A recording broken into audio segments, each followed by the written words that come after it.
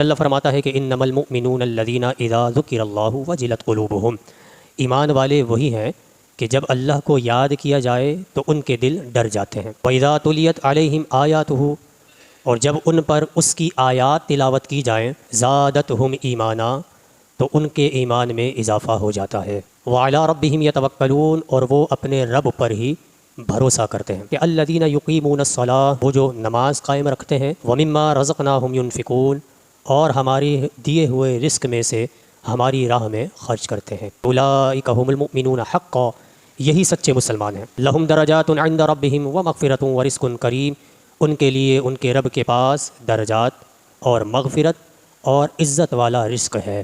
تو اللہ نے پہلے قلبی باتوں کو ذکر فرمایا جن کا تعلق قلب سے ہے، باطن سے ہے، پھر ظاہری اوصاف کو ذکر فرمایا، اور دونوں لازم اور ملزوم ہیں کامل مسلمان ہونے کے لیے۔ وہ یہ کہے کہ جی ہم تو پہنچے ہوئے ہیں، ہمارا دل ذکر میں لگا رہتا ہے، ہم اللہ کی یاد میں رہتے ہیں، ہم قلبی سکون میں ہیں، لیکن ظاہری اعتبار سے جو عبادات اس پر لازم کی گئی ہیں وہ اس کا پابند نہیں ہے۔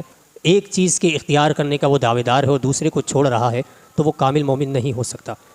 اور دوسری ظاہری عبادات کو اس نے اختیار کیا ہوا ہے، لیکن باطنی خصوصیات اور باطنی خزائن ان کو چھوڑ رہا ہے، تو اس صورت میں بھی وہ کامل مومن نہیں ہو سکتا۔ دونوں اوصاف لازم و ملزوم ہیں، جس کے نتیجے میں پھر وہ ایک کامل مومن کا شرف حاصل کرتا ہے، پھر اسے رب کائنات مغفرت بھی عطا فرماتا ہے، درجات کی بلندی بھی عطا فرماتا ہے، اور جس رزق کے لیے وہ پریشان پھرتا ہے، اللہ فرماتا ہے کہ ہم عزت والا رزق بھی اسے عطا فرماتے ہیں۔